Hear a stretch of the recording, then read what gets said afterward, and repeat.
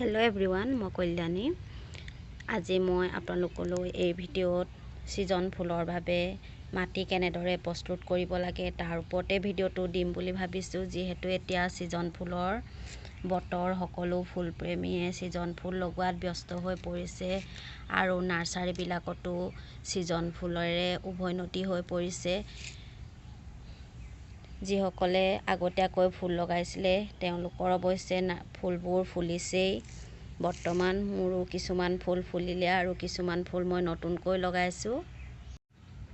বৰ্তমান মই কেলেণ্ডুলা, চেলভিয়া আৰু ডালিয়া লগাইছোঁ। নতুনকৈ আকৌ এইবিলাক আনিছোঁ। কিছুমান অৱশ্যে এইখিনি ক্ৰিচেন্থেমামৰ ফুল আহিছেই, কিছুমানৰ কলি ওলাইছে, কিছুমান ফুল ফুলিলেই।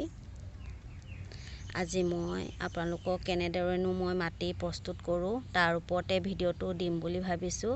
ভিডিঅ'টো ভাল পালে আপোনালোকে লাইক কৰিব, শ্বেয়াৰ কৰিব আৰু কমেণ্টো কৰিব। আৰু যদি প্ৰথমবাৰৰ বাবে মোৰ ভিডিঅ' চাইছে আপোনালোকে চেনেলটো ছাবস্ক্ৰাইব কৰি ল'ব আৰু কাষতে থকা বেল আইকনতো ক্লিক কৰিব। আহকচোন এতিয়া ভিডিঅ'টো ষ্টাৰ্ট কৰোঁ। এইখিনি মই গাৰ্ডেন চইল লৈছোঁ, শুকান মাটি হয়, মিহি কৰি লৈছোঁ। ইয়াত মই একো মিক্স নাই কৰা। আপোনালোকে মাটিখিনি শুকুৱাই মিহি কৰি ল'ব। ফুলৰ বাবে যিকোনো ফুলৰ বাবে ল'ব পাৰে। সিজন ফুলৰ বাবে বেছিকৈ মিহি কৰা মাটি বেছি ধুনীয়া হয়। এইখিনি মই পাত সাৰ লৈছোঁ, যিখিনি মই শুকান পাত পচাই সাৰ তৈয়াৰ কৰোঁ। এইখিনি হয় শুকান পাত। আপোনালোকে শুকান পাতবোৰ যদি বস্তা এটাত ভৰাই থৈ দিয়ে, এইখিনি পিছলৈ এনেকুৱা হৈ যায়, খুব ধুনীয়া সাৰ হয়। এইখিনি মই কেঁচু সাৰ লৈছোঁ। কেঁচু সাৰ নাথাকিলে আপোনালোকে শুকান গোবৰ দিব পাৰিব। এক মগ বালি লৈছোঁ মই, যিহেতু বালিখিনি মই শুকুৱাই লৈছোঁ। বালি মিক্স কৰিলে মাটিখিনি ফুৰফুৰীয়া হয়, ৱেল ড্ৰেইন হৈ যায়, সোনকালে পানী সৰকি যায়। সেইবাবে বালি ইউজ কৰিব লাগে আপোনালোকৰ ফুলৰ মাটিখিনিত। আৰু এইখিনি হৈছে কোকোপিট। কোকোপিট নাথাকিলেও হয়, অৱশ্যে শুকান পাতৰ গুড়ি দিলেও কোকোপিটৰ নিচিনাকৈ কাম কৰে। যিসকলৰ কোকোপিট নাই, শুকান পাতৰ গুড়ি দি দিব, খুব ভাল হ'ব। এতিয়া মই এই গোটেইখিনি ইয়াত মিক্স কৰি দিম।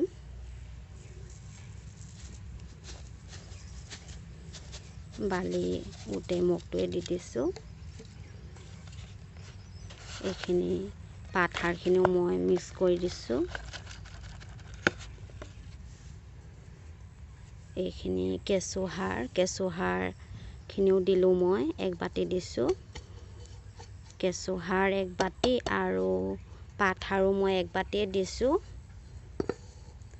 যিহেতু পাত সাৰ দিছোঁ মই, সেইবাবে ইয়াত মই কোকোপিট ইমানকৈ ইউজ নকৰোঁ। অলপমান কোকোপিট দিছোঁ, অৱশ্যে কোকোপিট নিদিলেও হৈ যায়। কোকোপিট নিদিলেও আপোনালোকৰ ফুলবোৰ ধুনীয়া হ'ব। এনেদৰে আপোনালোকে গোটেইখিনি মাটি ধুনীয়াকৈ মিহলাই ল'ব। তাৰপিছত আপোনালোকৰ টাবত বা পলিবেগ, টেমা য'তে মন যায় তাতে লগাব পাৰিব। খুব ধুনীয়াকৈ মিহলাই ল'ব মাটিখিনি। যদি আপোনালোকৰ ফুলনিত পোক পৰুৱাৰ আক্ৰমণ বেছি হয়, তেতিয়া অকণমান ফাংগাছ পাউডাৰ মিক্স কৰি ল'ব আৰু ফুটছাইও অলপমান দিব পাৰে। এনেদৰে খুব ধুনীয়াকৈ মাটিখিনি মিহলাই আপোনালোকে আপোনালোকৰ ফুলৰ বাবে মাটি প্ৰস্তুত কৰি ল'ব। খুব ধুনীয়া হ'ব এই মাটিখিনি।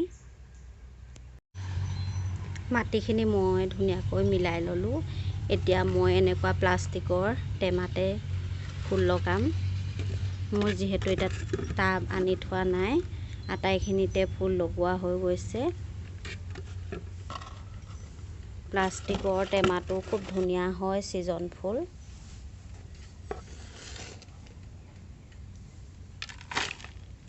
আপোনালোকে টেমাকেইটাৰ তলিটো ফুটুৱাই ল'ব।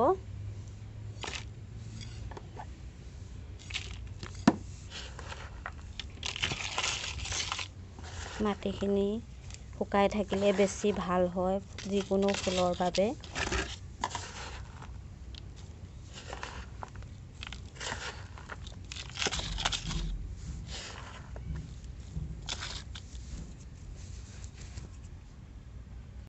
ইয়াত মই এতিয়া ডালিয়া লগাম।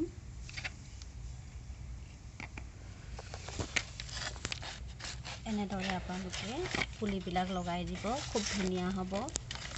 এনেদৰে মাটি প্ৰস্তুত কৰি ফুল লগাবচোন আপোনালোকে।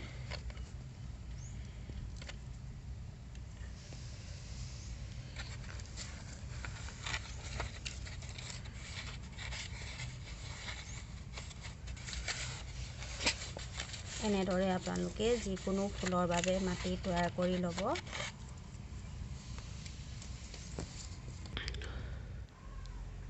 এইকেইটাত মই পিটুনিয়া লগাইছোঁ। পিটুনিয়াৰ পুলিবিলাক একেবাৰে সৰু সৰু। মই যিকোনো ফুলৰ বাবে এনেদৰেই মাটি প্ৰস্তুত কৰি ফুল লগাওঁ।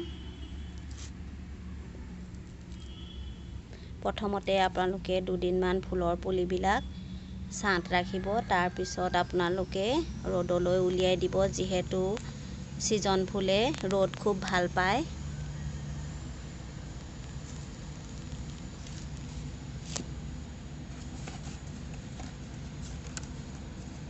আপোনালোকে ৰাতিপুৱা গধূলি ফুলত এনেদৰে পানী স্প্ৰে কৰি দিব, পুলিবিলাকেও কষ্ট নাপায়। স্প্ৰে বটল এটা আপোনালোকে অনলাইনতো ক্ৰয় কৰিব পাৰিব বা ঘৰতে এনেদৰে প্ৰস্তুত কৰি ল'ব পাৰিব। খুব ভাল এনেদৰে পানী দিবলৈ ছিজন ফুলৰ বাবে। মই এনেদৰে সদায় ফুলবিলাক লগাওঁ, খুব ধুনীয়া হয়। আপোনালোকেও এনেদৰে লগাই চাবচোন এইবাৰ।